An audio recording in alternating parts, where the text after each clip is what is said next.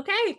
Hi, everybody. This is Yona from Field Teen Center, and I'm here with some fantastic folks who are taking extra time out of their day to talk to us about the work they do designing and creating video games that some of you may have even played. Everybody in this room has done work on a lot of different things, including games in the Life is Strange franchise.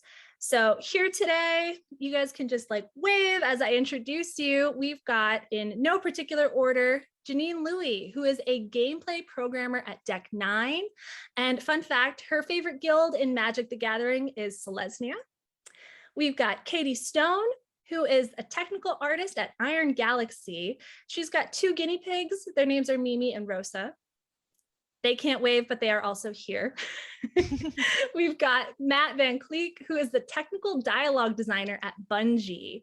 And fun fact for folks who have played Life is Strange in Before the Storm and True Colors, he makes a cameo voice appearance as a radio DJ. So if you're playing that game or replaying it, keep your ears peeled.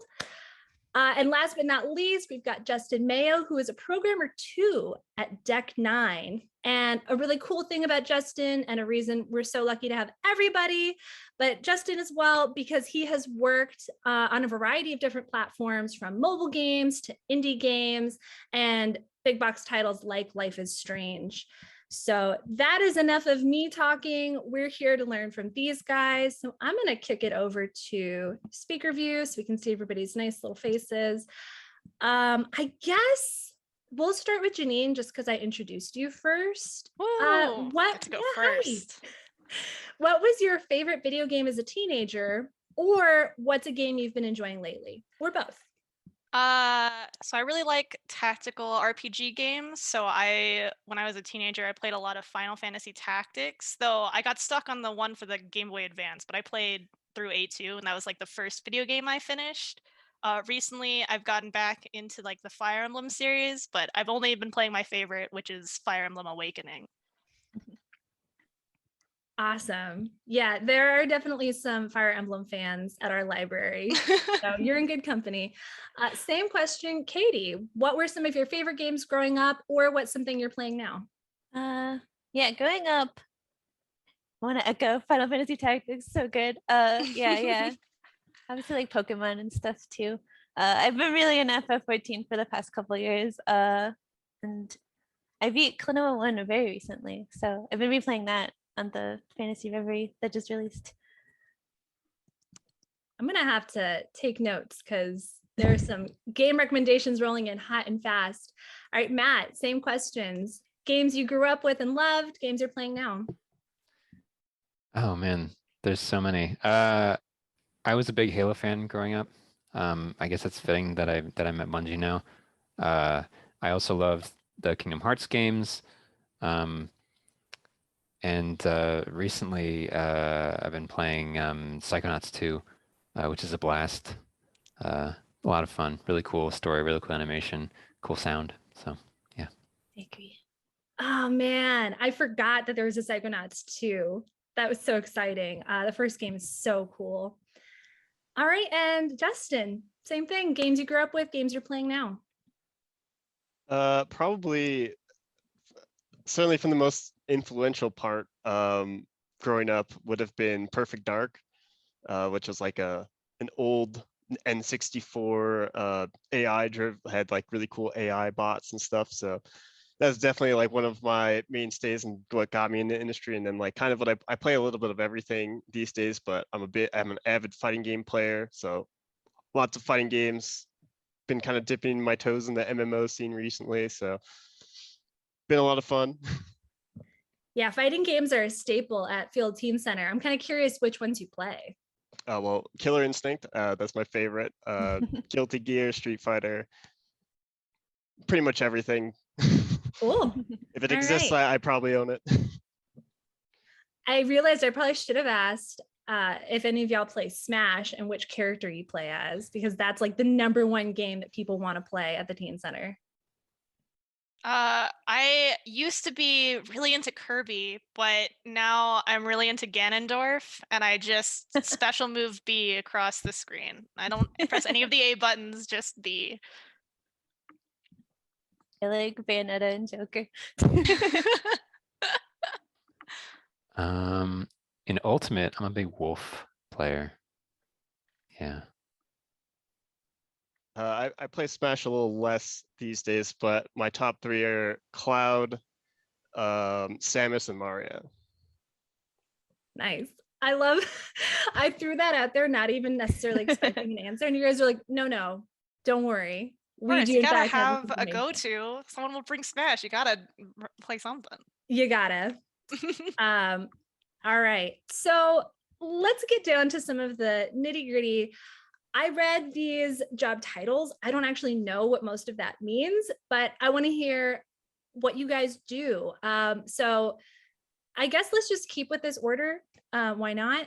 So Janine, we'll start with you. What exactly is a gameplay programmer? And what are some of the most important skills that you use in that job on a daily basis?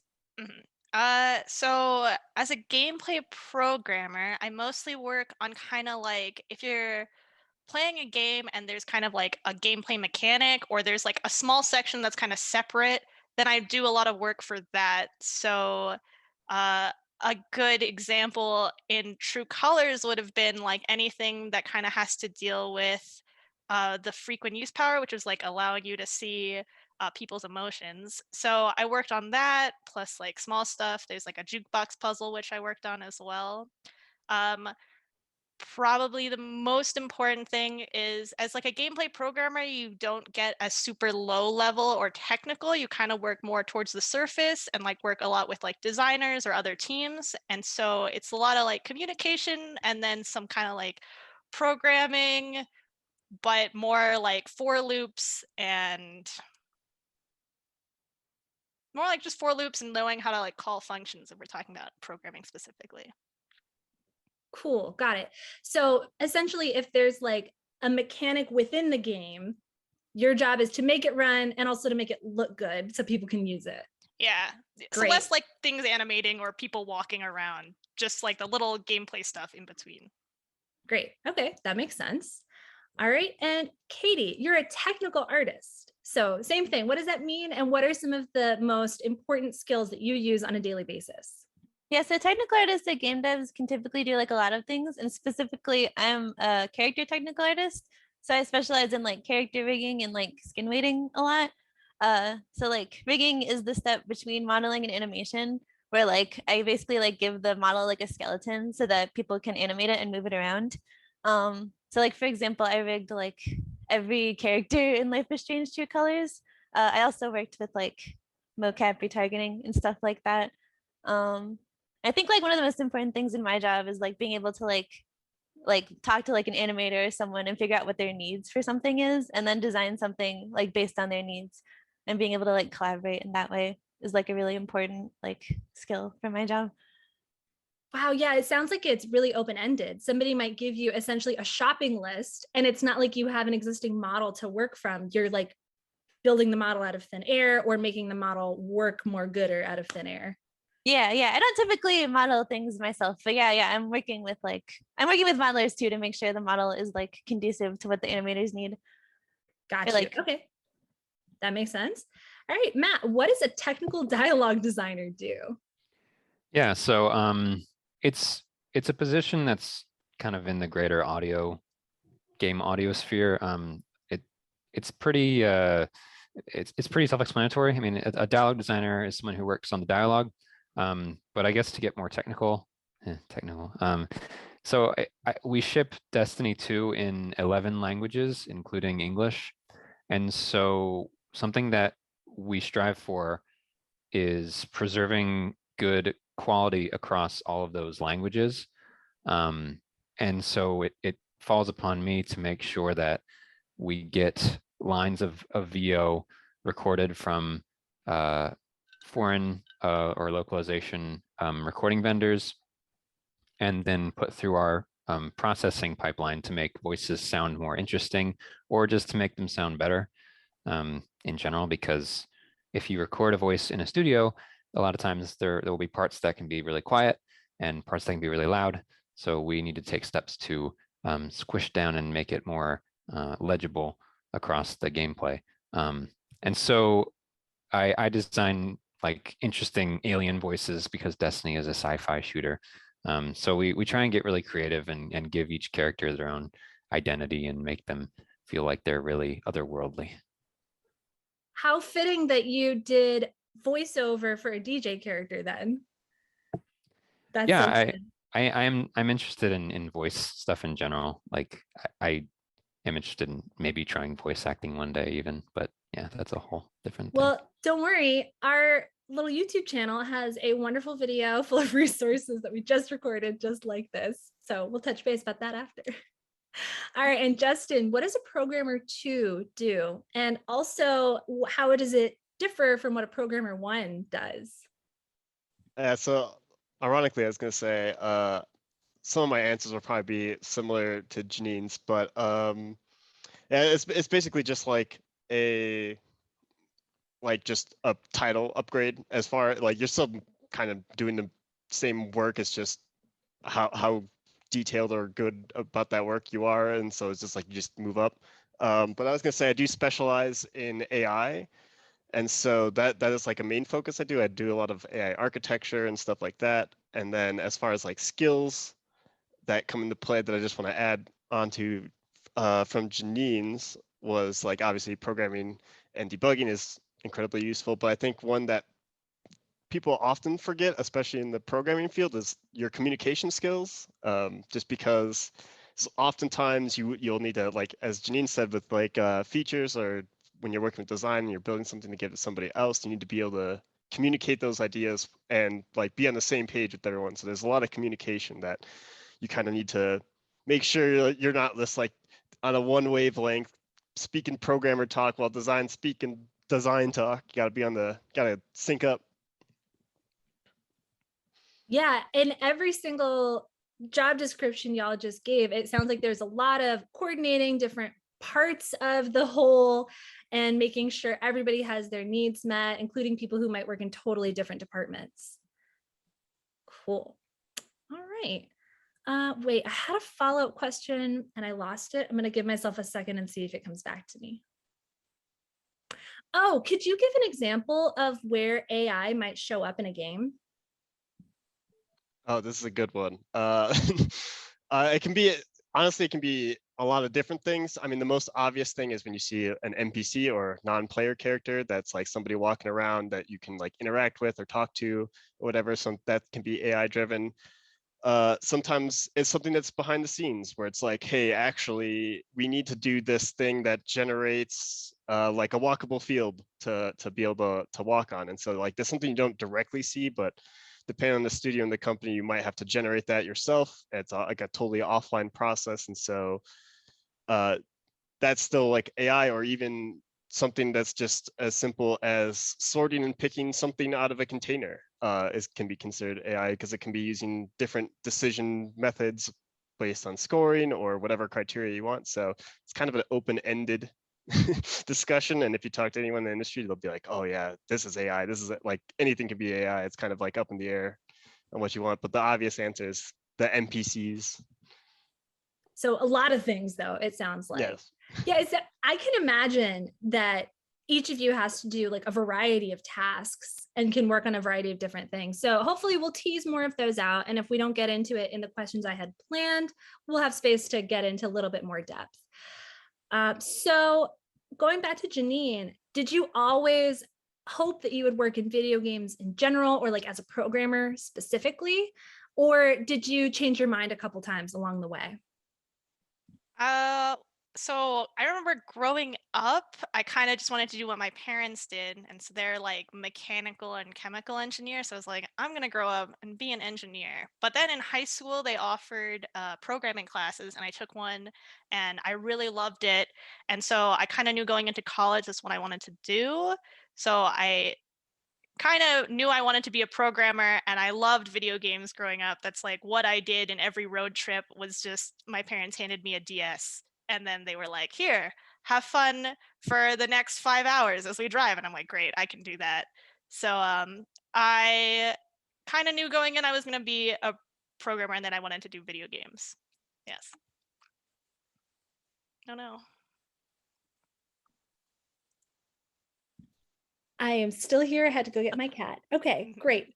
So Katie, next, Oh. same thing for you. Like, when did you know you wanted to work in video games, and specifically as a technical artist? Yeah, I always loved games like growing up, but I really like loved animation too. And I definitely like, I feel like I originally wanted to like be an animator before I knew like more about like what the process of like creating films and games was. So I like actually went to school for animation and like learned that there was like a rigging like minor at my school. And I realized that I like really liked that and like more technical stuff. So it was in school that I like realized that I really like rigging. Uh, yeah. And I don't know. I think that's when I like realized that I liked like games a lot too. And I liked like the collaboration of games. Yeah, that makes sense to me. Was there anything about rigging that appealed to you more than just general animation in particular? I like that it's like a little more technically minded than animation is. I feel like it like suits like how I work a lot better. Um, yeah. When you say technically minded, does that mean like mathy, or does it mean like, I don't know. What does that mean to you? There's some amount of like definitely not as much as like just an engineer, but there's like some amount of coding that's like involved in my job. Like technical art is like, in my opinion, like a really nice sweet spot between like doing like super artsy stuff and like super technical stuff. And I feel like that like I really like that. Cool. All right. So then I think we're at Matt. Matt, when did you know you wanted to work in video games? And specifically, how did you end up designing sound and dialogue as opposed to any other field in gaming? Yeah, so I had no idea I wanted to work in video games until about my third year of school, partially because I didn't think I could work in video games. Like, I didn't think it was feasible. And also, I just didn't think that people made video games. I thought they were just made. I mean, like, to put it in a joking way, but like, it just, I didn't really understand how I would get there until I started doing research about it.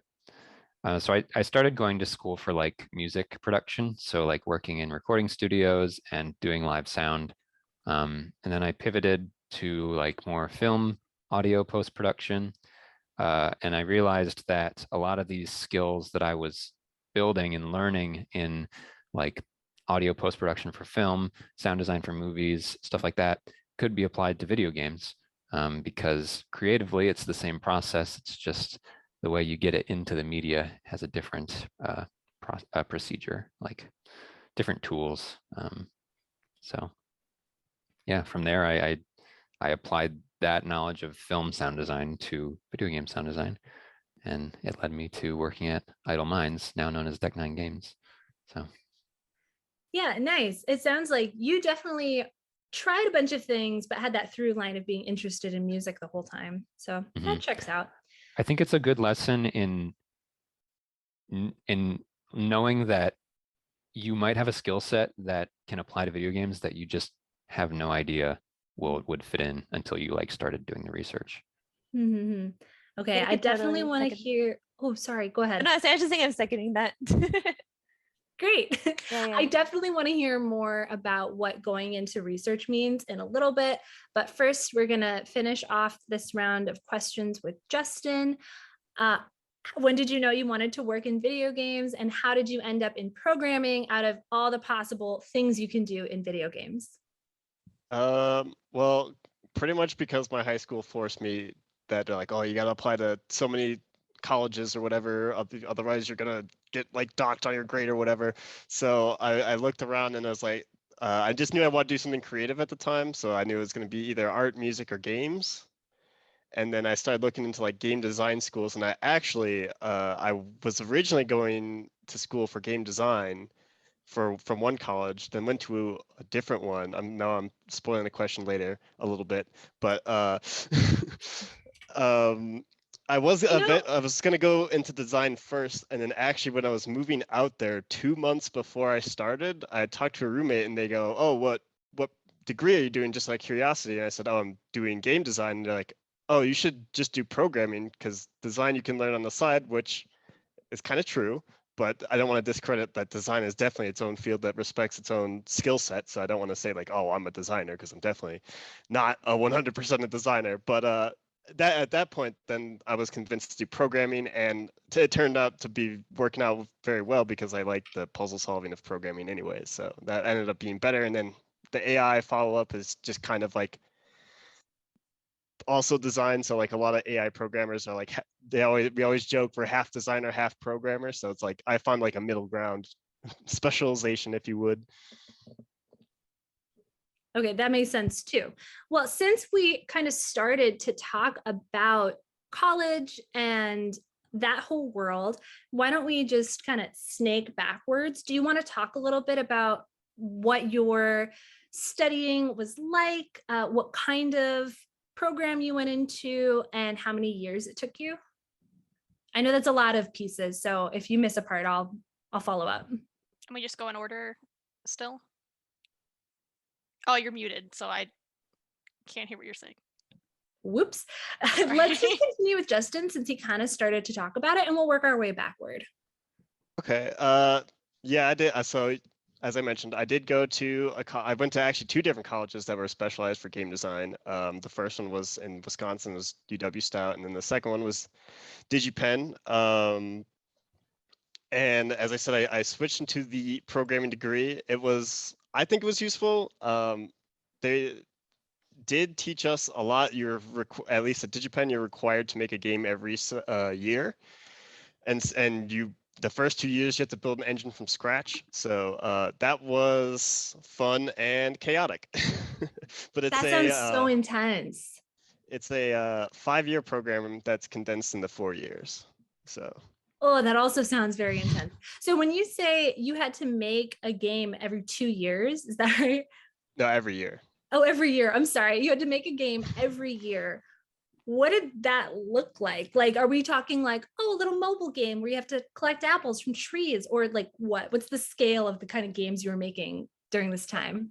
They really leave it up to you. So it's up to you, but it's kind of like its own self-scoping mechanism, because if you try to overscope, you're gonna fail, sadly. So you kind of have to like pick your poison and be like, all right, this is a game that we think we can accomplish, and we have to like. It's also pretty chaotic because especially the first year, you're learning how to build an engine while you're supposed to be making a game. So it's just like, oh yeah, just write all this stuff from scratch and then make a game as well on top of that. So, and oh, by the way, you don't know how to do that. So it is definitely intimidating, and it's throwing you in the deep end for sure. But I definitely appreciate being able to make 4 games total across my college career, because it definitely taught me a lot about how games are built and how you want things to run. And it was very useful, especially from the programming perspective. Yeah, wow. That's really nice when you're applying for jobs and things to be like, hello, hi, these are the 4 games I've already made. Yeah, certainly pads out your resume, that's for sure. So working backward, Matt, can you talk about what kind of education you have, how many years of education you have, and while we're there, maybe some of the research you were talking about doing to figure out what your areas of interest were? Yeah, so I had a standard 4-year degree at Ball State University. I started in music media production, which is, like I said, it's like working in recording studios with bands, doing live sound for live performances, stuff like that. I pivoted my second year to the telecommunications school, which focuses more on broadcast audio, so like film, sports broadcast, TV shows, and that is where I picked up a lot of my practical sound design experience. I would run audio on some student films. I would do ADR sessions. So if the voiceover that we recorded on set wasn't good enough, we would have to go into the studio and dub over it.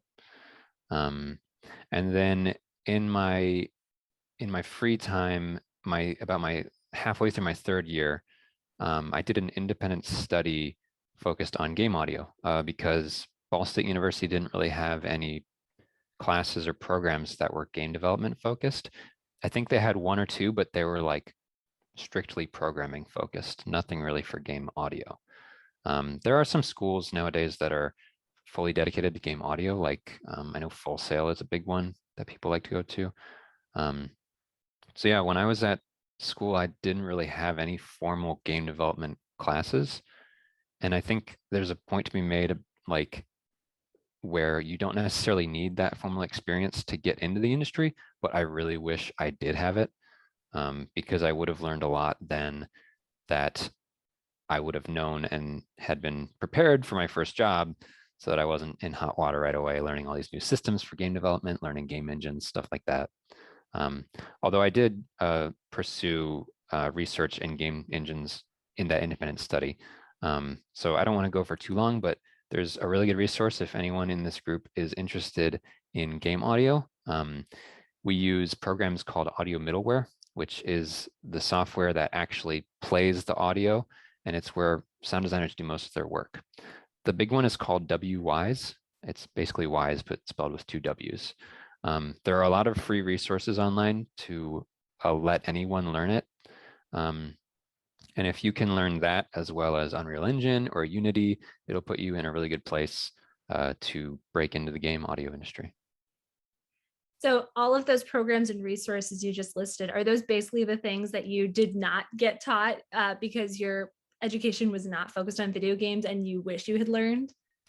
Yeah, I just wish there were formal classes based on them, and Ball State might actually offer that now. I haven't really kept up with them, but Wise, Unreal, Unity is all stuff that I pursued and researched in my independent study. And it was kind of a matter of figuring out how I could apply my skills using these tools to this industry. Actually, I did want to echo something real fast, just because I missed saying it in my part. But even though I did go to a college that did specialize in game design, there was a lot of stuff that I did learn outside. And just to, as Matt pointed out, like resources, the GDC vault, often you don't always need to pay for certain videos. They eventually, I think over time, they'll put on older stuff and you can watch technical talks.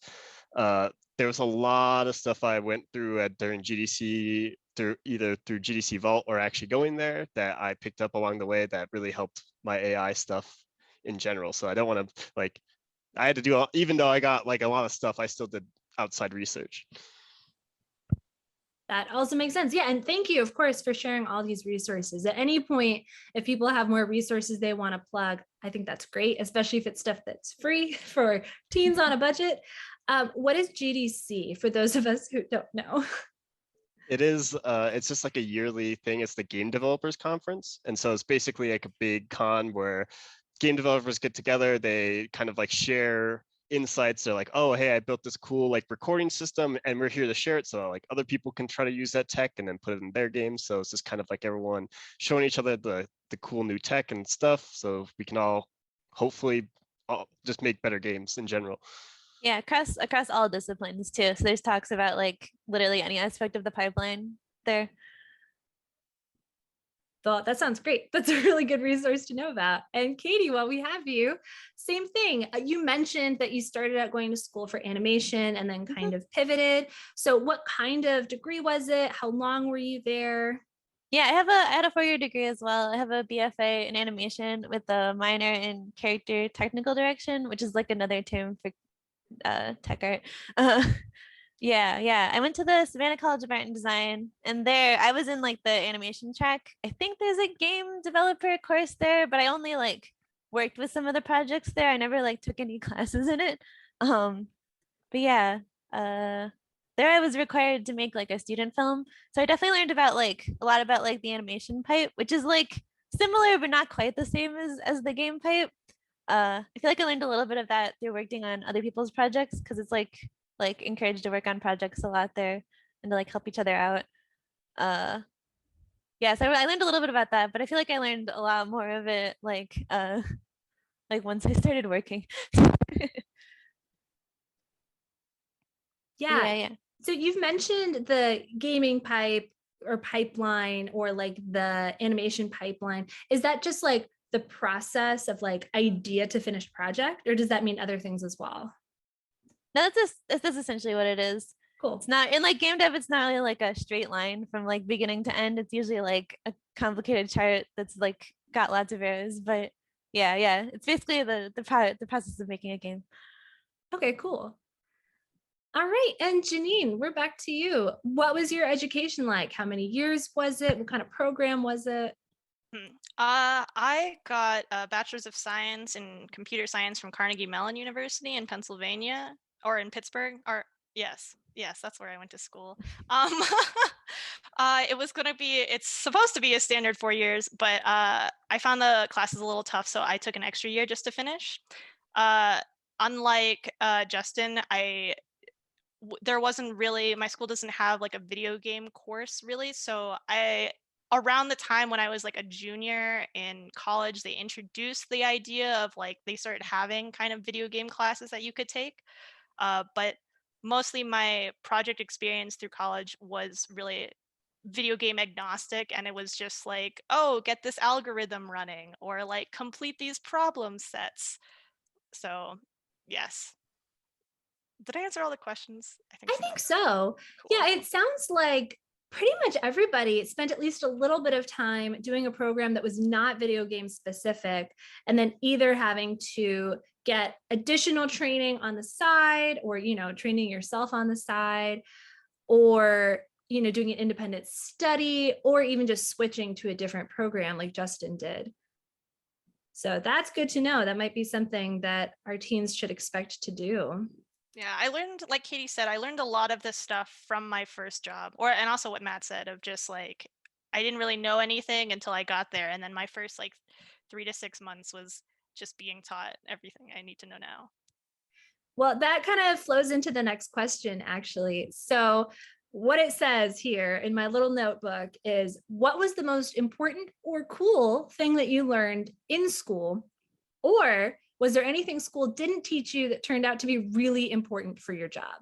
We talked about a little bit of this. I think everybody's answers to the last question touched on it. So if you think of something else you want to add, great. And if not, instead, maybe you want to talk about what that first job was like, because it sounds like pretty much everybody had some stuff they had to learn on the job. So I think it would be good to hear, how did that go? How was your first year? Who do you want to start? Yeah, Janine, we can keep with you. Okay. Sorry. Why didn't you just read my mind? So I think from school, I learned a lot of like technical stuff of like how exactly to like code. You learn a lot of just like, these are the algorithms you use, and like, this is how you like type stuff so the computer likes it and will compile. But I think like thinking about the question, what really helped me outside was that like, a lot of my job is having a bunch of puzzle pieces of the functions of like, I have the puzzle pieces of like, I know this does this, and I have an end product I want to go to and a start point. And it's just, how do I line that up? Which is there are a lot of video games nowadays that like try to emulate that. And I think my experience in like really liking like puzzle video games really like pieces together of just like, how do you build a tower? You start from the bottom and then you just like need the specific pieces to go up. So yes. Yeah, so it sounds like your education gave you like the basic skills, and then how to apply them correctly came with the job. Yeah. Okay, that makes sense. So Katie, same question for you. Was there anything in particular that you learned in school that was especially helpful? And was there anything that your first year in the job taught you that school did not? I think at school I learned that like collaboration is really important. And then once I started working, I like really learned that collaboration is really important. I don't know. I feel like I definitely like at school, I definitely learned like fundamentals of like Janine said, of like my area of study. And I feel like when I got to work, I like learned more like practical applications of them and like kind of putting it all together. So like Janine said, yeah. Do you have a story about when you did not manage to collaborate well, or when a collaboration failed, like any tough lessons in that field? Because it kind of sounded like it, just the way you said it. Well, when I was starting out at Idle Minds, now Deck 9, they were like just starting out with like their mocap studio, and I'd only taken like one class in mocap in college, and so like it was like a lot of people that like didn't know like a ton about mocap, and so there were a lot of like pipeline things that like went a little rocky, I guess. So it was definitely like ironing that out was both challenging and rewarding. Yeah. Yeah, so new We had software and those communication skills. Yeah. Like both like learning the like mocap software and also like how to get it to people, to get the like captured animations to people. Makes sense. All right, Matt, we're back to you. What was something especially cool or especially useful you learned in school? And what was something you picked up in your first year of actually doing the job? So the most useful things I learned at school were definitely just the sound design skill in general, the creative process of watching a sound on the screen. Like, for example, let's say a recent example most people can relate to, Thor in the Avengers throwing his hammer and then bringing it back with the lightning rippling all out of it. Analyzing what's happening, all the motion, and then figuring out what sounds you can make to make it sound like a super heavy hammer that's hurtling through the air at like 1,000 miles an hour. And then also WWise, I think was the single most useful program that I learned when I was in school, because I'd say maybe like 70% of game development studios use it for their audio needs. And it allows sound designers like me to work in games without knowing an ounce of programming. So I don't know how to code whatsoever. I look to Justin and Janine for that kind of stuff, and they're great and helpful in that regard. So yeah, Wise is really powerful in getting sound designers, letting them make their work sound more interesting. And it's pretty remarkable. You can kind of see how sound in video games has evolved over time from when, way back in the days of the Super Nintendo, we were very limited by the hardware and sounds had to be very simple, but now they're very elaborate and ornate. I'd like to say that one important thing I learned on the job that I wasn't prepared for was the collaboration aspect. Like I've learned so much from Katie, for example, about like character skeletons, and it's actually, that knowledge is really integral to my job, because when you hear a voice in a game, it needs to emit from a source. So if you're walking through a forest and you have a companion, then their voice needs to come from a bone, usually in their head. It's oftentimes the bone is just called head. And so that's useful for me because I can put that voice, I can make it emanate from that character. And for example, if you have a character with like 3 heads, you could make a different voice emanate from each head. And that was something that I just had no concept of when I was in school, that I picked up while working with my wonderful colleagues. The character following you would be an example of like an AI-driven character too. Exactly. Just bring So it that full character circle. needs to know where to walk and not to trip over logs and stuff in the forest, which Justin would know all about. My God, it's like we're all in this. All in this Okay, together. and then now we all sing. All right. I don't say. That's okay. We will not be doing any singing. All right, Justin, same question. What was the most important or interesting thing you learned in school? And what's something you learned in your first year on the job that you did not learn in school?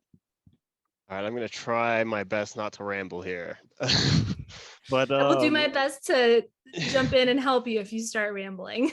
So the most important thing I think that I learned at school was there's a class taught by a person who ended up making a division at Microsoft for debugging specifically. So the most useful thing I learned at school was specifically how to debug very low level code from like a game. So it's like if you got the disassembly of the program, basically like one of the lowest level programming languages, I can debug that. So and stuff like that. So it was a class that was called Debugging and Optimization, and that was probably like my most useful thing. And then I feel like I'd be doing my AI teacher a disservice because I TA'd for him if I didn't say it wasn't useful. So I definitely appreciate that AI class, even though Real I added. quick, just for anybody who's a total newbie who might be watching, debugging, am I right that it's just taking code that's not working, not giving you the thing you wanted, and making it do the thing it's supposed to do? Yeah, so basically it could be like breaking the program and crashing it. Maybe like an animation isn't like loading or something, stuff like that. So it could be like anything.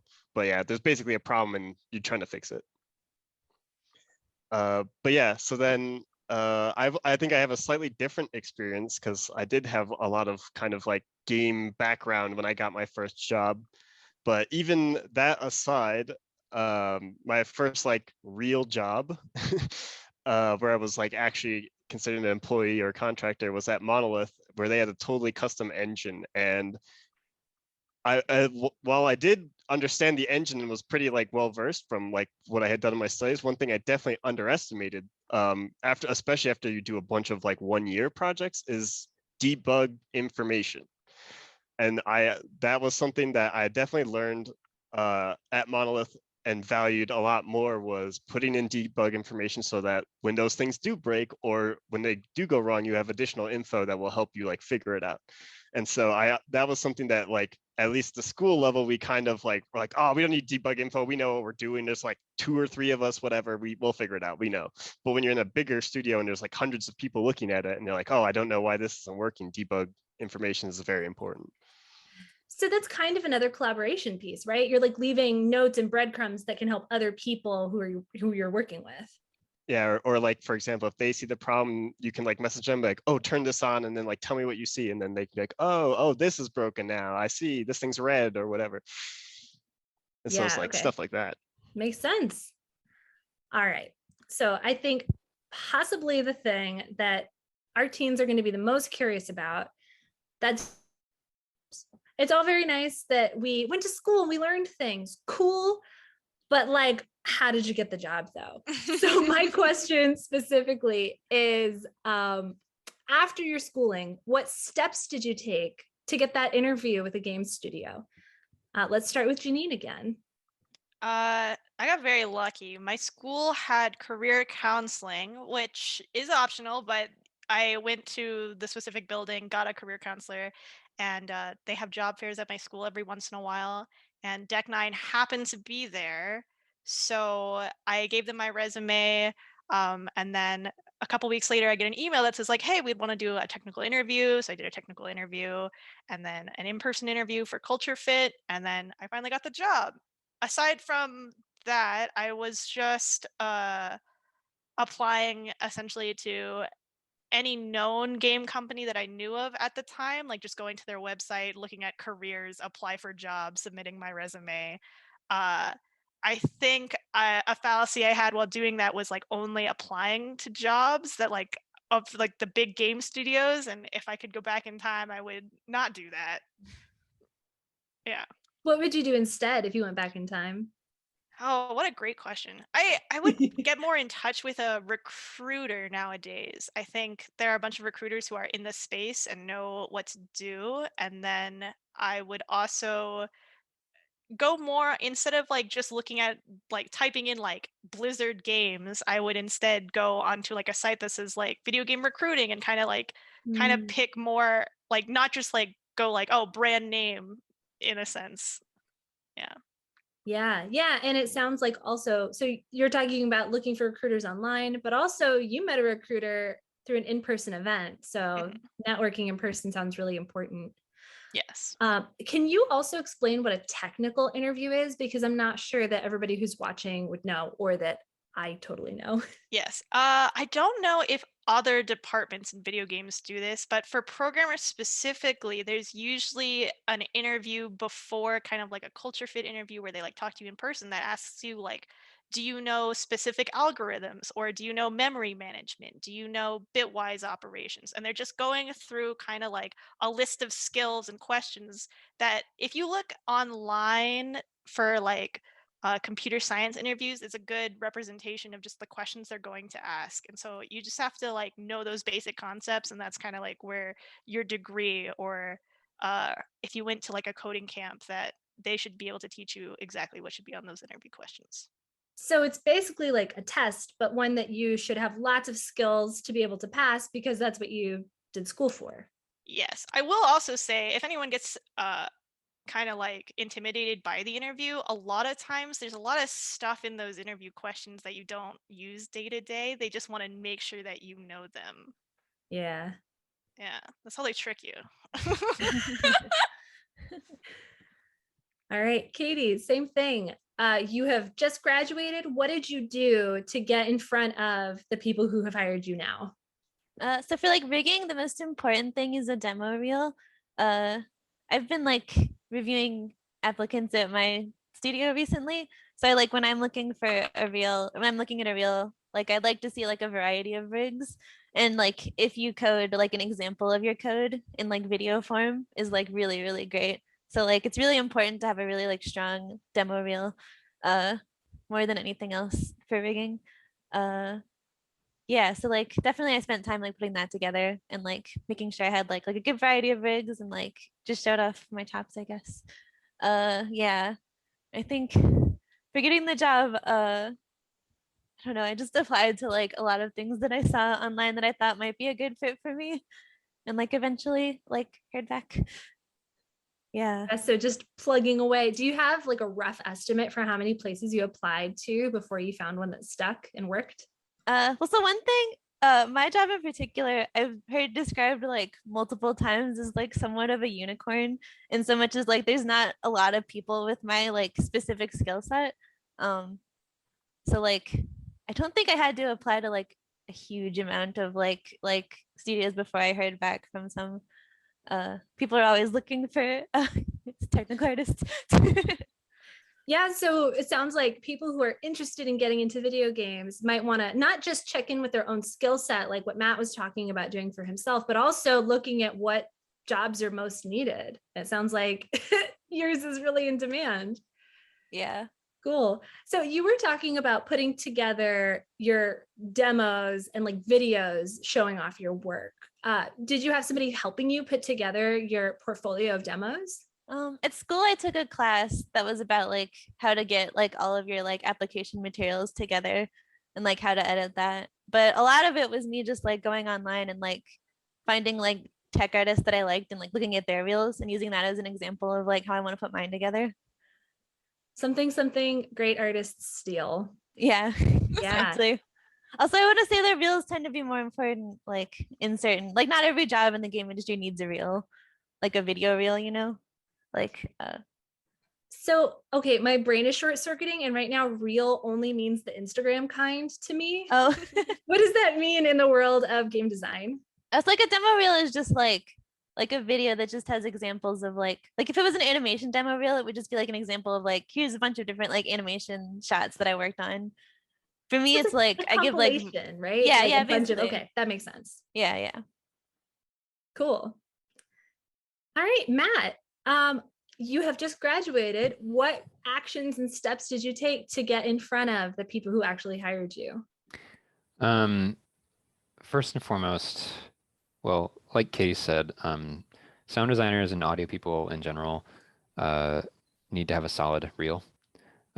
So much like an animator or a rigging artist would have an animation focused or a technical focused reel, ours is more focused on the sounds. And so one useful thing that I would tell aspiring sound designers would be to take a scene or a snippet of gameplay from your favorite movie or game and just remove the audio channel completely from the video. Then take that video into a digital audio workstation and just redesign the sound for that little snippet of film or game from scratch. You do that enough, part of that, you develop those sound design skills, and then when you get good enough, you are able to make these sound redesigns where you're taking like a scene from Lord of the Rings or Star Wars, and you're redesigning the stormtrooper blaster sound or the lightsaber sound. You do that and you demonstrate to the potential employer where your skills are and what unique kind of flavors your own audio would bring to their project. I think another thing that I would mention is don't get too discouraged when you get rejected.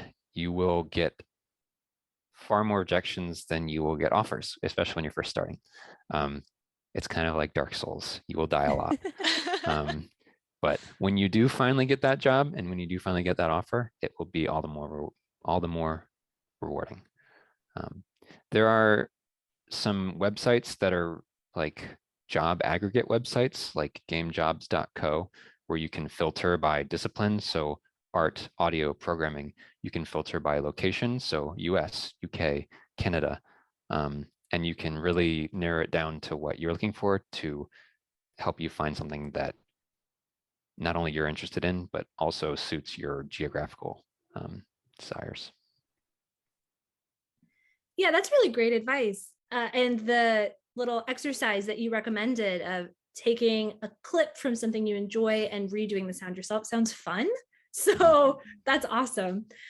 All right, Justin, we're back to you. Same question. You have just graduated.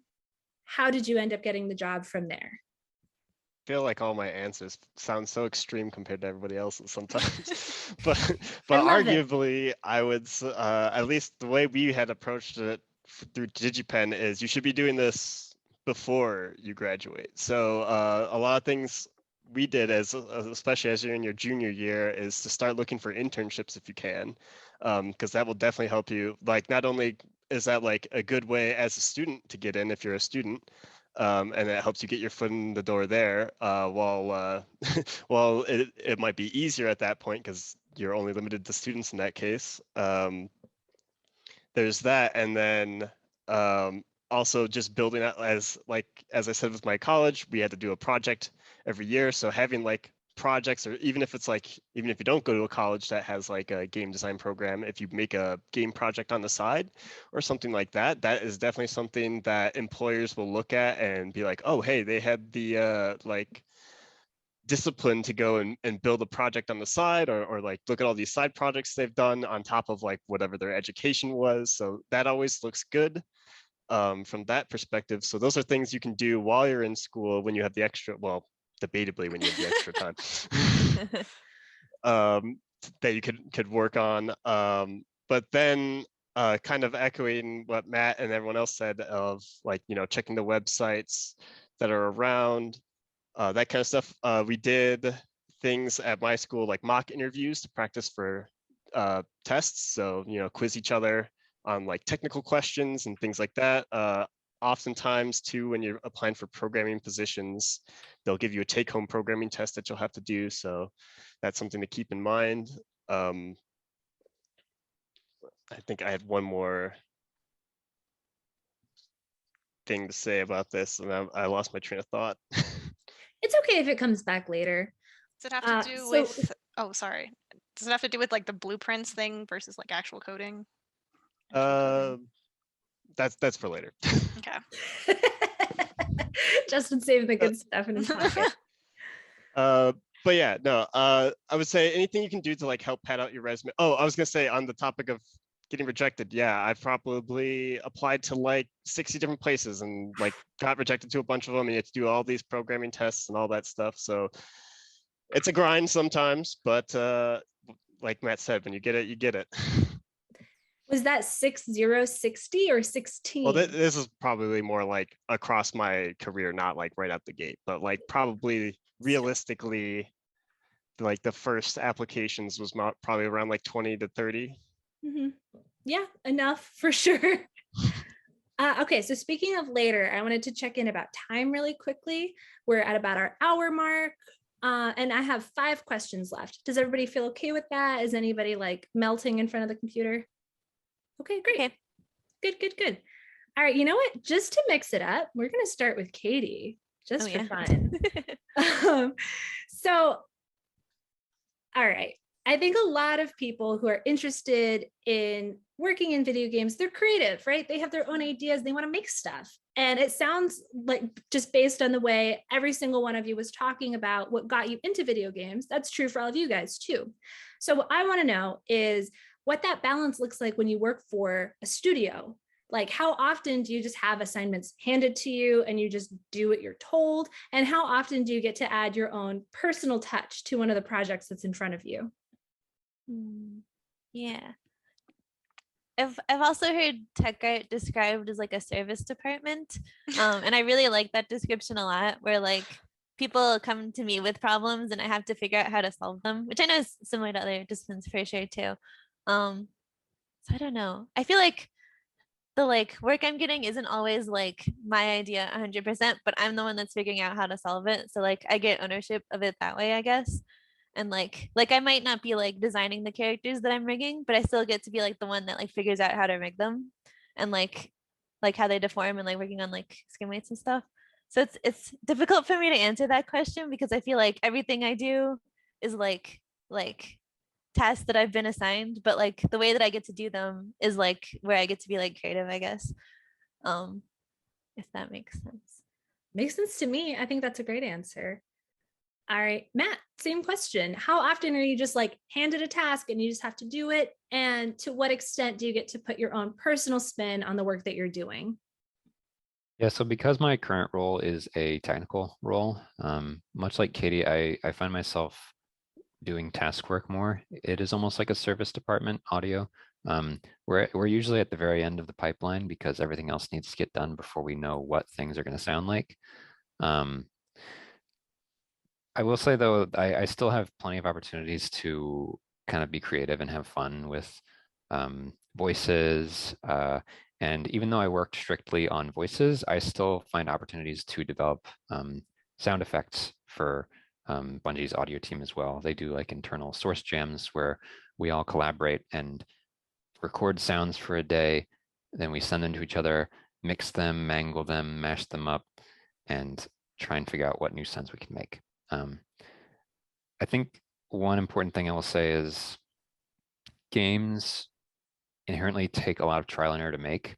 And a lot of the time you might want to spend more time on creative pursuits, but at the end of the day, you need to make sure that the content is working and that it will be satisfying to play. And a lot of times that means head down in meetings, working through bugs, troubleshooting issues, troubleshooting a lot of issues. Things go wrong a lot. So you need to manage your expectations and know that you're going to have to have, there are some days that are going to be slogs. So. Yep, that's good to know before you invest in getting a 4-year degree and all of those 60 whatever applications that you might do. Okay, so for Justin and Janine, I'm going to tweak it a little bit just because you both have this programming background words. You have a programming background, which is more technical by definition. So how do you bring creativity into your work or into your problem solving? Let's start with Justin. Interesting, because I had my answer planned for the did other you? one. If But, if you already had an answer that was not quite what I just asked you, that's okay. I don't know your job. You know your job. You tell me stuff. I think we'll answer both of them anyways. Great. For me, it's been honestly studio dependent. There's been studios I've worked at where I've had no creative input and your creative input kind of gets shut down. I especially in the AI space, I feel like that's a thing because a lot of people, it's one of those systems that if they're not really planned around it or they're not thinking about it, it can kind of be left by the wayside. They're like, oh yeah, whatever, we'll just throw in some states and it'll be good. So that's why I say it's studio dependent because it really depends. I think there's two studios, Monolith and Tech9, where I felt I'm kind of more of a hybrid in that. Monolith, it was very collaborative. I could talk to my mentor with ideas for the AI system, and then we would bounce ideas off each other and then kind of implement them, or we could pitch stuff to design. And it was pretty open discussion. So that was probably the best case scenario I've had. And even at Tech9 right now, I pitch a lot of architecture and stuff of this is the direction I want us to take the AI, and pitch out those ideas, and then kind of the leads and all that look at it and go, oh yeah, no, this is a good idea. And then they kind of at the moment, I'm kind of just empowered to write the system, but kind of as Matt says, and as projects go on, inevitably you will have to work on things you don't want to work on, and there will be bugs and things that you have to fix.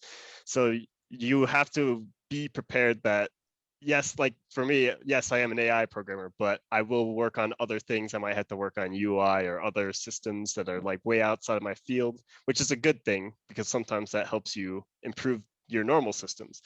So just be prepared that you won't always get to work on exactly what you want, but it is studio dependent in my opinion.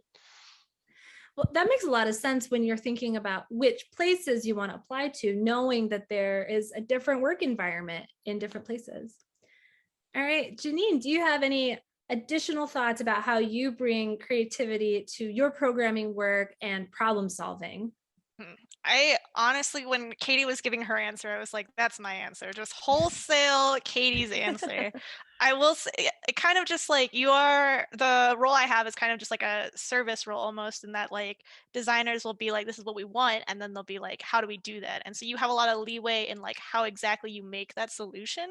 And also like sometimes like their ideas are unfeasible. So then you come up with your own solutions because you're like, well, no, you can't do that. So we'll do it this way instead. But for gameplay too, you're in a lot of those like early design meetings sometimes. So they'll be like pitching stuff and you'll be there and you have to be in those meetings and be like, I think we should maybe do it like this, or we should think about this instead. And so you get some creative input kind of at like the early phases before they get to this is what we need to get done. But then yeah, as everyone said before, sometimes you don't get to any creative input and it's just get the work done. Well, it is work after all. It sadly is work. So I want to get into some of the more fun aspect of what the work is like. But first, I have a question that I think is probably pretty short and quick. We keep talking about like, oh yeah, this studio. What does that mean? What does that look like? Do you have an office? Do you work from home? We're going to start with Matt. So I want to know what kind of space you're in. And if you want to tell us anything special about like the space that you do work in, or if you have a desk and you want to talk about that. Any of that's good. Yeah, it's going to be pretty unique for me as an audio focused person. I do think though that I work at the largest studio here.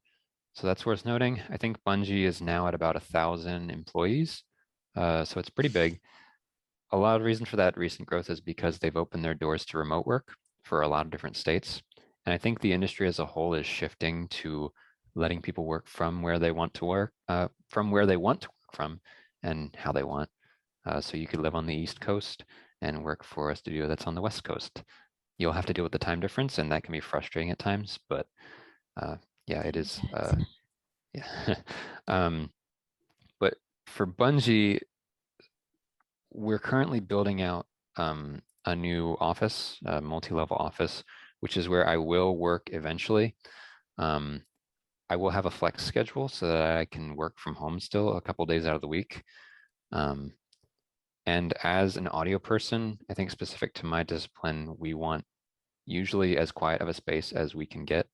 So audio people will a lot of the times have their own rooms where they can do their work without being bothered by the din and noise of the rest of the studio, because we need to hear things in order to work on them. But yeah, I work in a big office. Is that a challenge when you're working from home sometimes? It was when I was working at Deck 9 Games because my upstairs neighbors were pretty loud. But my neighbors here have been lovely, and it really hasn't been a challenge. I will say that I have to pretty much working from home, I can only work on headphones. I can work on speakers, but my room isn't acoustically treated. And so I'll get a lot of echoes and reflections off the walls. And sometimes that results in not being able to trust what you're hearing. So yeah, ideally in a perfect world, the audio people have acoustically treated rooms, but it's not always so feasible when you're working with limited space. But definitely investing in some good headphones is important. So take notes, everybody. All right, Justin, what is your workspace like? Do you work from home? Do you work at the studio? What's going on? I work at home at the moment, at least. I'm actually someone who does like to work in the studio normally, but at least for me personally, until like COVID restrictions are like totally lifted, I'm just gonna work from home personally. So that's just the choice I made for that. But I do like working in the office more, just because when you do have to collaborate, it's much easier to just like kind of wrangle up a group of people and be like, all right, we're having a meeting about this thing, let's talk about it. and that's a Yeah, lot that harder to makes a do lot over of remote. sense. Yeah. Do you think, or I guess I'm asking you to guess, basically, do you imagine that you're going to be in a space where you can kind of choose a little bit more and be more flexible about where you're working? Or do you think it's going to be like, okay, now we're done, we can be at the studio full time? I think as Matt said earlier, the industry is kind of just moving towards like remote options just because it just opens up studios to have more applicants and more people. So like as COVID has happened, I feel like we've now opened the industry up to remote work. And so I feel like most studios at this point are pretty open to that concept. So you're kind of like free to choose, I feel like at this point. Well, that's good to know. And how about you, Janine? Are you working from home? Are you working in a studio? I work in the studio, but sometimes our studio is like pretty flexible as to like whether you want to work from home as long as the work gets done. But I tend to like having the like kind of like work-life balance and being separate spaces. So I drive into work, and then our studio is it's really I remember going into the industry being like, oh, I bet it's like really vibrant and really like fun, and there's gonna be like so much stuff. But it's kind of just like a open floor plan with cubicles, and there's like nice art on the walls. Yeah. Okay, that's good Look to at the know. Nerf for gun fights, metering Janine. There's a lot of stuff that happened in studio before COVID restrictions, where they're like Nerf gun fights, or we had like in studio like tournaments, video game tournaments as well. And so Smash there's Brothers. yeah, and there's a really interesting like mocap studio because we do in-house mocap at our studio. So there's like a room that's like all white and it's got like cool like rigs for like tracking people. Very interesting. That is super interesting. I'm very glad I asked. Before I go on to Katie, I actually want to double back to Justin because you said you're having the opposite experience right now, even though you and Janine work for the same studio, right? Yeah, okay, that's what I thought. Yeah. So you are not working in this like open floor plan with cubicles and office art. So what kinds of things do you do in your home to help you focus or just kind of make that a better experience for yourself? I probably don't have the best answer because I guess to me, it doesn't matter. Like I'm motivated enough to, or like not motivated enough, but like I don't need the separation from work and like free time as much, or like for me it's not as important. Like I know, oh, once I like close my remote desktop client, I'm like, work's done, I'm not looking at that anymore. And so like I kind of already just like have separated that off from what like mentally on my own, but I can see the value of wanting the separate space. I'm just not one of those people. Well, I guess that's pretty lucky for you then. All right, Katie, what is your work situation like? Are you in person in an office? Are you working from home? Is it a mix of both? Yeah, prior to 2020, I was in an office. Post 2020, it's been work from home. I think going forward, my company is going to be looking for like a hybrid schedule. So like it'll be like 2 or 3 days in the office, 2 or 3 days not in the office. Yeah. I wanted to piggyback off of what Justin said, actually. Something that's really helped me from working from home is to get my like workstation out of my bedroom. Because like originally I had my computer in there, and like trying to like separate like work and sleeping are like is really important. And also like additionally, I have like a switch that lets me like switch between my work computer and my like personal computer. And like as soon as I like switch the work computer off and like do that, I'm like not touching it for the rest of the day. So that's been a huge help to like keep those separate for me personally. I'm really interested in having a hybrid setup though, because I feel like I like being home when I really need to like put my nose like to the grindstone and just like get something done. It's really like I feel like I can focus better when I'm just by myself and there's less like interruptions around me. But then like for like collaboration, it can be really helpful to just like stand up and go talk to someone. Although actually something that's interesting about my company in particular too is that there are offices in Chicago, Orlando, Nashville. There's also some people in Austin and San Diego. So like even before 2020, my studio was like already kind of spread out around the country. So like they already were like somewhat accustomed to like working remotely and working in multiple time zones. So like, yeah. Y'all were ahead of the curve. Well, I wasn't there before that, but yeah. My company was, yeah. You get to benefit from it. Look at you. You're a trailblazer. You're the one who pioneered it, Katie. They definitely didn't have it. Oh yeah, no, yeah, you're right. Yeah.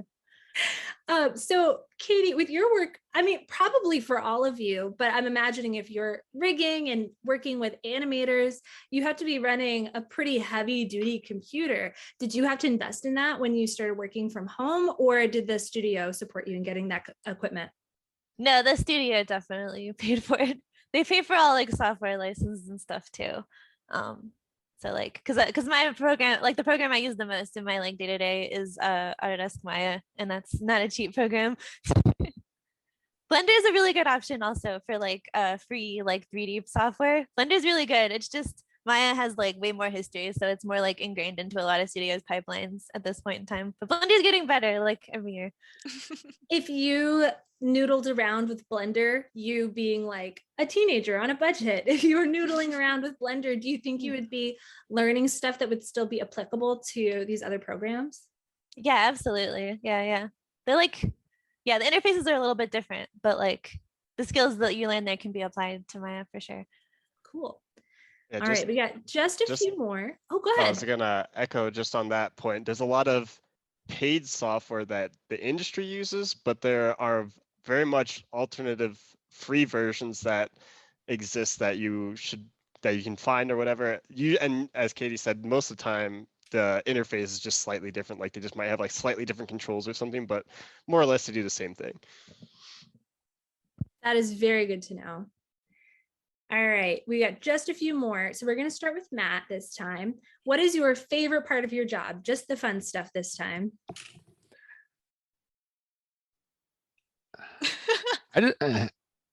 I hate my job. No, I just really love working with sound. There's something really satisfying about making a cool sound that when you show it to someone, they're just like, whoa, like visibly blown away by like they're trying to parse what they're hearing. And then it's really fun explaining what it is that they're actually hearing. And a lot of times they don't expect to hear what they're hearing. For example, if you're taking like here's a recent example. In a recent release of Destiny 2, it's got like a spooky haunted theme. And so in the past, I recorded a drum cymbal. If there are any musicians, they're familiar with the drum cymbal, the ever versatile drum cymbal. If you take a violin bow and you run the bow up along the cymbal, it will vibrate and resonate in a way that it'll make this shrill, shrieking, hissing, grinding sound. And you hear that sound a lot in horror films when there's a suspenseful moment. So I recorded a lot of those sounds, and they ended up being used in the game for various things. And it's always cool to see something interesting like that go from concept to finished product. Yeah, and to get to have such a direct emotional impact on the players. That's so fun. All right, Justin, same question. What's your favorite part about your job? Well, being an AI person and a programmer, my favorite thing, like if any studio comes to me and it's just like, here, build an AI system, build an architecture, I'm just like all about it. I'm like, just give me it. I'm working on it. Love it. So usually anything AI related is always going to be fun, but to be a little bit more general, anything that I work on that is either like player facing, so like something that when you actually play the game someone will see, or that I'm going to hand off to like another discipline, way design, art, or whatever, anything where I have somebody who's going to give me direct feedback is usually the most fun, because I like to have that collaboration and also make their lives easier, so they're having a much better time at work, hopefully. Well, that's nice. Even if you're not working on something that's player facing, it sounds like often you are working on things that your coworkers They're face. user facing. Oh, user facing. Sorry. Yeah. Oh, no, I just added that in as a joke. Sorry. But... Oh, sure. Yeah, but it sounds like either way, you have opportunities for like directly impacting either somebody's quality of life as your coworker or somebody who's going to see the final game. And that's really cool. Janine, how about you? What's your favorite part of your job? Really similar to Justin. There, a lot of the like player-facing programming tasks are what I would consider the most fun. There are definitely some parts of programming that I just love so much that that's all I want to do, but there's sadly some other stuff you got to do sometimes. So the tasks that are player facing are just like, oh, make sure this button does something. I'm like, perfect. I'd love to make a button do something. That would be that'd be fantastic. Yeah, and then also helping someone else do something is also always good when you're giving someone a tool that is useful. And then honestly, like the best part of the job is like putting something in that you know is going to go into the final product. Like I love seeing anything I've worked on in Life is Strange. You got to press that big red button in real time. Exactly. All right. And Katie, what is your favorite part of your job? Yeah, my favorite part is definitely like seeing everyone's work all come together. I don't know, I love seeing like the final like character animating, like after like character modeling is done, like their work and like the beautiful textures that they've made, and then like my work of like rigging it, and then animation animating it, and like the lighting artist like putting lights in an environment, like making the environments, and sound design like putting in the sound effects. It makes it so cool to like see like everyone's like hard work paying off for like a really beautiful thing to see. Like, and personally, like I like it like when I guess for like an anecdote, I was watching my friend play True Colors, who's also a tech artist that like knows about my stuff. And one of the things that she was saying, she was like, oh wow, the like bottom of like Alex's jacket is like really deforming well. It's like a really hard thing to like get right skinning wise.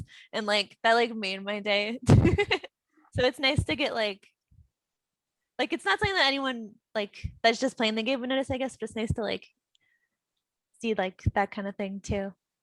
But yeah, definitely like seeing like everything come together after all the like hardships sometimes is really rewarding. Listen, it looks to me from my very brief Googling that the Life is Strange series is going to be playable on the Nintendo Switch in 2022, which means I can finally play it. So I'm going to look for that jacket. I'm going to be watching for the movement and how it's deforming, and I'll let you know. But yeah, that makes sense. It hits different when you know the people who are making the product, who are involved in making the light look correct and the animation look correct. On that note, Katie, will stay with you for our penultimate question. Does working in gaming change how you see games you play now, and how so? Oh, absolutely, yeah. I definitely I definitely look at games and like try to like pick apart how they did certain things, like a VFX on a character, like how a character is moving. I like try to figure out how they did it. And I also have like a really good eye for skinning bugs, like skin weighting bugs. So, like if a model like doesn't look quite correct, I'm like, oh yep, I see. Does it kind of like ruin the game for you when you notice a No. bug like that, or is it kind of like he I found it? It's like it's definitely the latter, and it's also like, oh, that's good. I'm so glad that like other developers struggle with that too. I remember like I was playing FF7 remake, and there was like a little bit of like weird skinning on I think one of the characters' dresses, and I was like, oh, I'm so glad that they like struggle with that too. It's validating. That's really in a strange way. Well, you know, I hear Life is Strange, so that makes sense. Sorry. That's good. That's good. All right, Janine, how about you? How has your relationship to the games you play changed now that you work in the gaming industry? Yeah, there's a lot of stuff. I work sometimes with UI menus, and sometimes I'm like playing a game and I'm like, wow, they really killed it. This is great. We should use this. Or there are bugs that I know that were really annoying for us to solve, and I'm just watching them not fix it. And I'm just like, oh, they did it. They just left it in there. But it's honestly really rewarding to now see bugs that I would have missed before, because I'm just like, yeah, it's just like, oh, look, they didn't do it either. Perfect. Honestly, I'm kind of just like, who cares? Just throw all the bugs in there. I don't need to play a perfect game. I'll just look at all the bugs and be like, yep. Yeah, and I guess it's probably your supervisor who would determine like this threshold of bugs is okay, but this threshold is not okay, right? Yep. So I guess that takes some of the pressure off you to decide. Yeah, it's a shame there aren't any like producers in this call. All right, and Justin, how about you? Wait, I forgot the question I was asking. Okay, wait, how has your relationship to the games you played changed now that you work in the industry?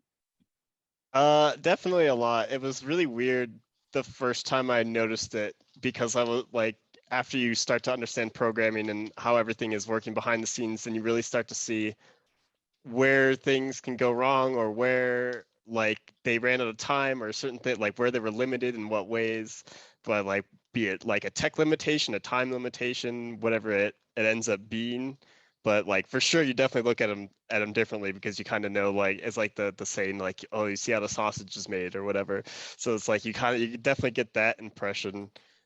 And just to, I guess, take it a little step further, it's even weirder when you play your own game after it's released.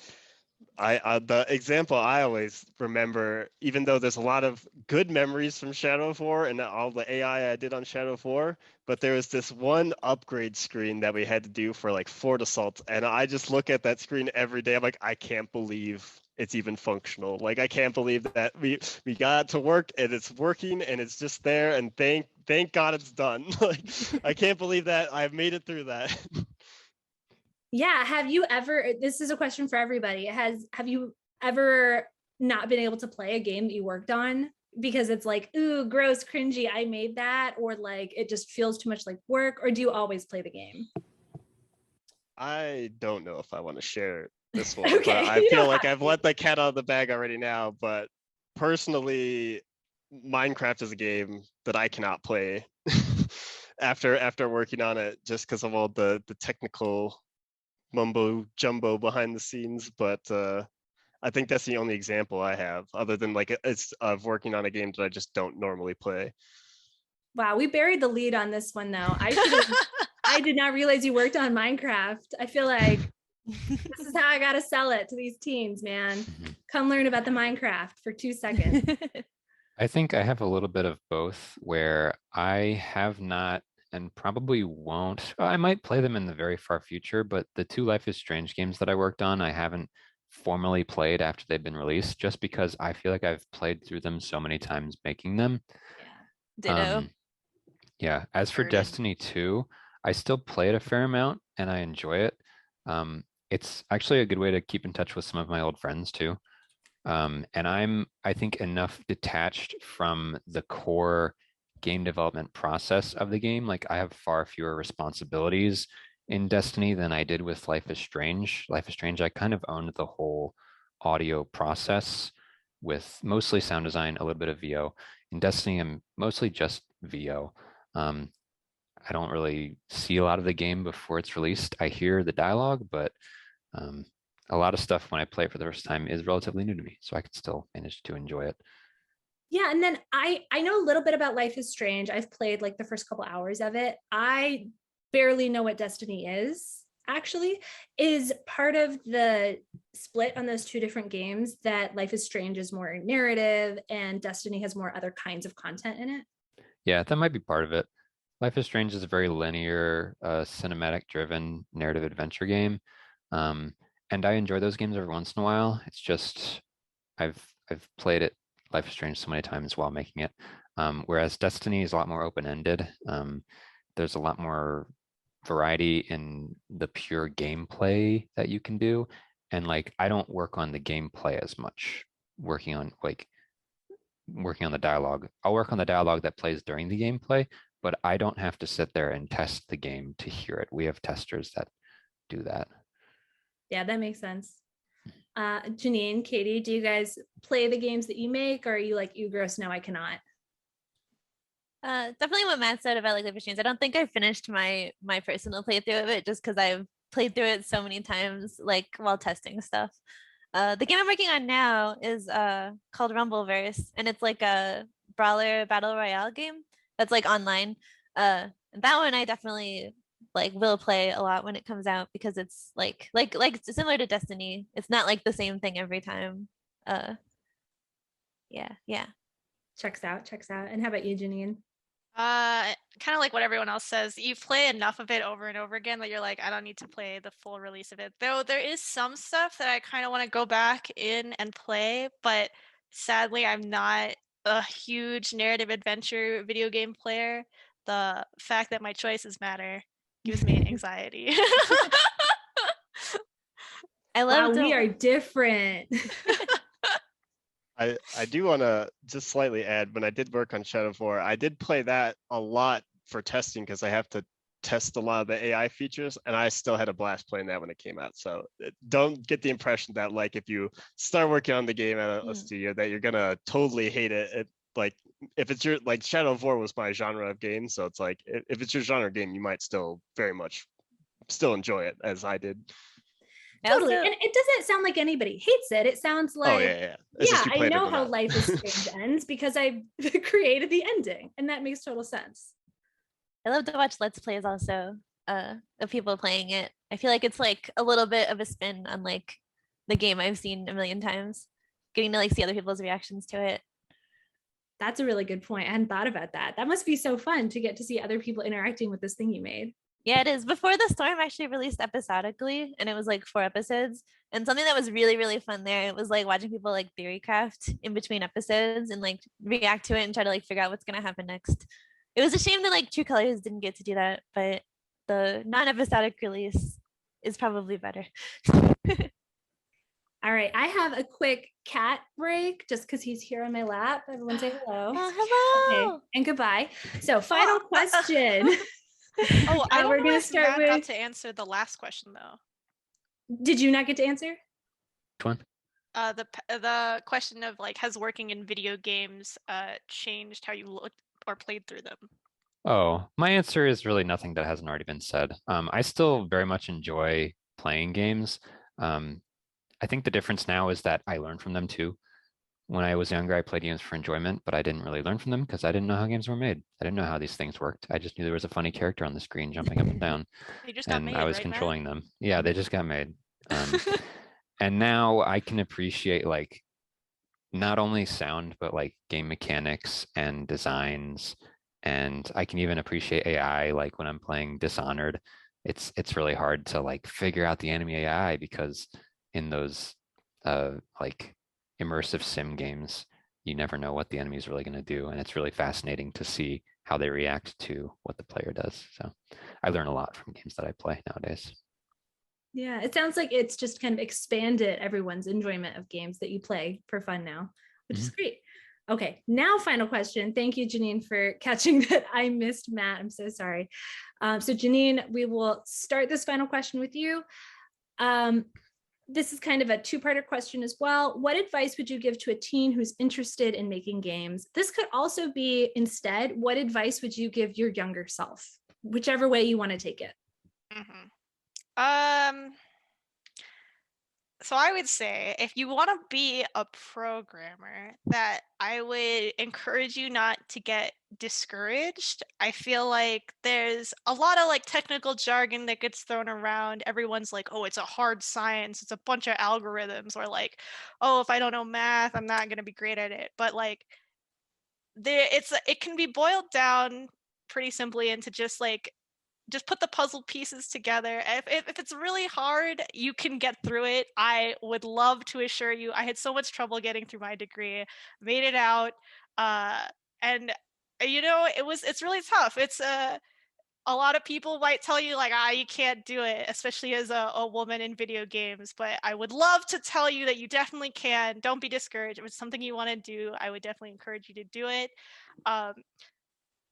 Maybe have a backup plan. I for myself, when I was going in, I was kind of like, I'm gonna get a video game job I gave myself like a 2-year time limit, and was like, if I couldn't make it, I'll go do something else and then get the experience and then kind of maybe do video games as like a side hobby.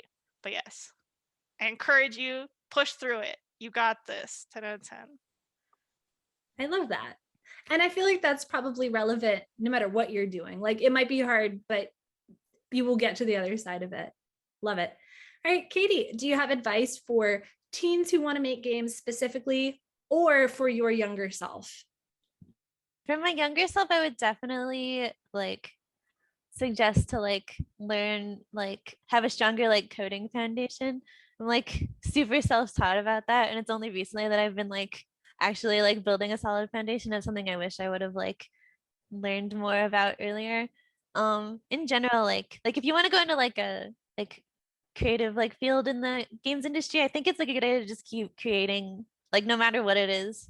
Just like if it's drawing or like like music or like anything to just like keep doing it, like because like the only way to get better is to just keep doing it.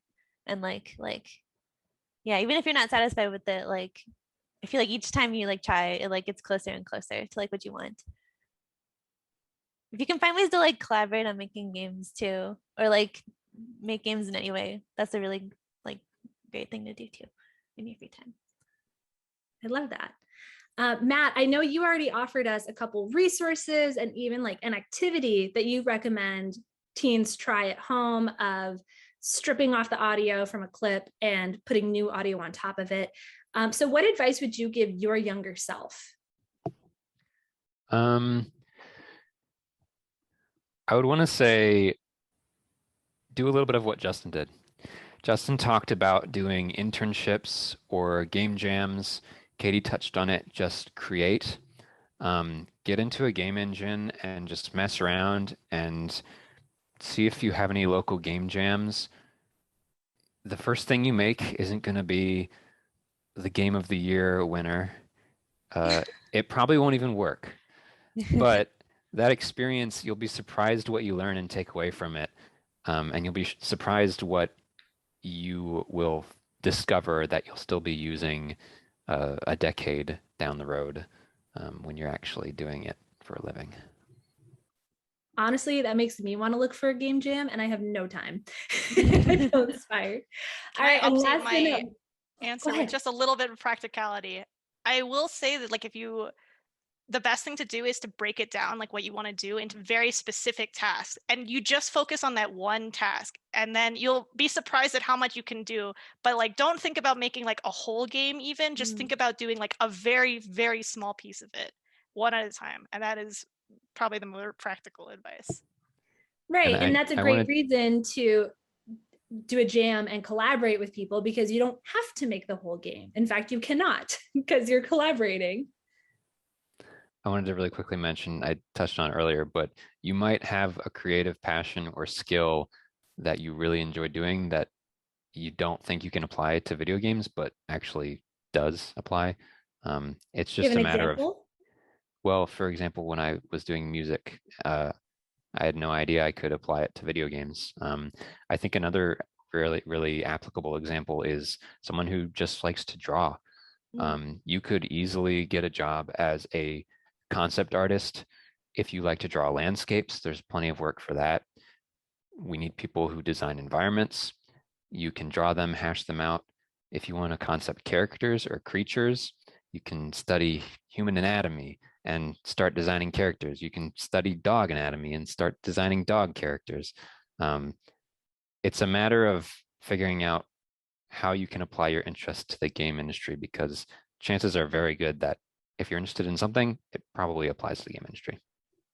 Yeah, even like life drawing and like having a fundamental knowledge of like how humans like work and stuff is really useful for both rigging and animation and modeling. Like it's like having like life drawing skills and stuff like that is like broadens your understanding of like just like humans, how they move. That is also a very good point and really cool advice. All right, now, last but not least, Justin, what advice would you give to a teen who is interested in working in gaming, or to young baby Justin? Well, actually, first, I'm just going to echo a little bit of the last couple statements of just other things that I noticed, like one that we didn't talk about here specifically, but like producers and writing. We always need people to help manage people. So that's where producers come in. There's always QA that's always like looking to try to just make the game better. There's the writers, and then even outside of just like, as we were saying, not directly tied to the industry, but I know there's a lot of people that come in from like psychology backgrounds that try to like look at AI from a psychology perspective and things like that. So there's really the sky's the limit there on like what you can bring in. It's just how, it's a matter of how can you fit it in, really. And then I don't know if I think I just have more general advice rather than advice for younger Justin, just because I was very focused and driven in what I wanted, in the sense that I knew I wanted to do AI or some type of math, physics related type of programming by the time I got to college. So I was like, oh, I want to do this. I very focused and like really drove towards those. But it's also it's hard for me to recommend that because it's also looked like it's better to be looked at as like a generalist as well. So it's like it's hard to say like, oh, you should go for the specialization because it's like harder for that payoff. But I mean, it can work out, it cannot work out. So I don't want to like fully say that. But the advice I would give kind of is what we were saying all earlier, where it's like there's a lot of these free programs out there. There's Unity, there's Unreal, there's tutorials for both of those.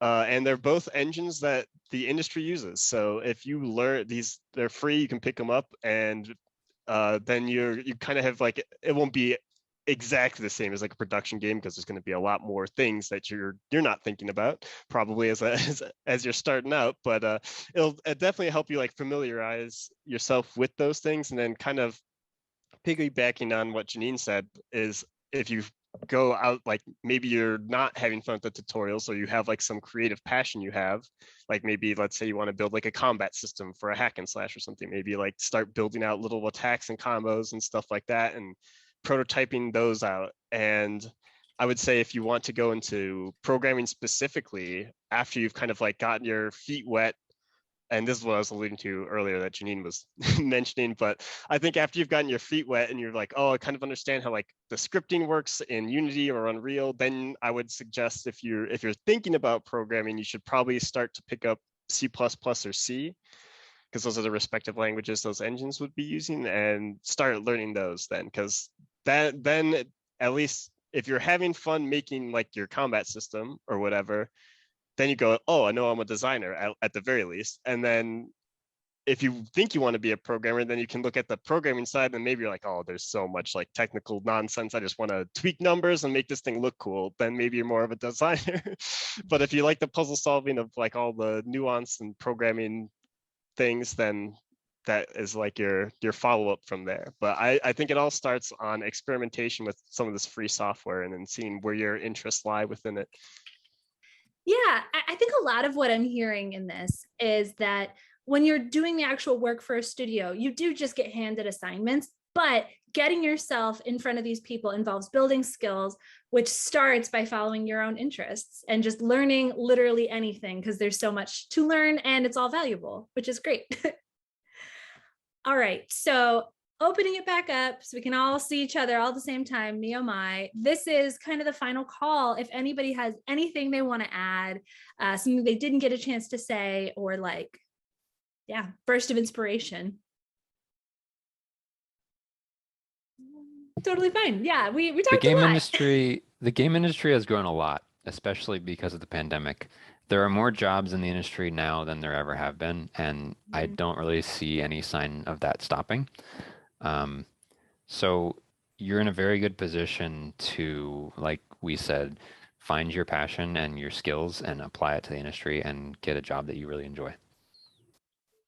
Yeah, and I hope that's exactly what people do after watching this video. So do you have more, Justin? Yeah, I just thought of one last bit of advice is, and maybe it's, I don't know how much of a hot take it is these days, but even though I am kind of on the other side of the spectrum of I went to a college that did a game design degree and all that stuff, you definitely do not have to do that at all. I know lots of people who didn't even do college. They just had done their own solo projects in Unreal and Unity and applied and would get hired. So really, I like the industry doesn't necessarily, I don't want to say they don't value a degree, but it's not necessary. And if you show the passion through a project that you've made personally, that is also good enough. Like you don't need the degree to get in. Yeah, when I'm reviewing like resumes too, like the thing I'm looking at the most important is like their work and like yeah, just like basically what they've worked on and what they've done, like rather than school or anything. Like for my resume, my school's at the bottom because it's like probably the least important thing on my resume. And I just want to clarify too, this is definitely from the technical side too. Like I know people at Monolith that got hired and they were brilliant programmers who did not go to college. So don't let that, if you don't have a degree, don't let that discourage you. I think the most thing that a degree helps with is just having the structure of like school, like for people that like benefit from that, but it is absolutely not necessary. That is very good to know, and probably not a bad place to end on. So I want to say thank you so much to each of you for giving me so much of your time and sharing all of your knowledge. I had a really great time, and I hope you guys did too. So if anybody is looking for more information, either about the things that we talked about or just how to get more resources about this kind of thing, Field Teen Center is a great place to learn some stuff, do craft projects, talk to somebody who can help you with a resume. Spoilers, it's me. You can get all of our contact information in the description box. And if you have any follow-up questions about programming or rigging or music design for games, you can send them to us through our email or through our Instagram, and I will pass them along. And this wonderful team of humans, if they have time, will get back to us with those questions. Yeah, so thank you so much, you guys. Have a great rest of your night. Thanks, you too. Yeah, thanks for having us. Yeah, For yeah. having us.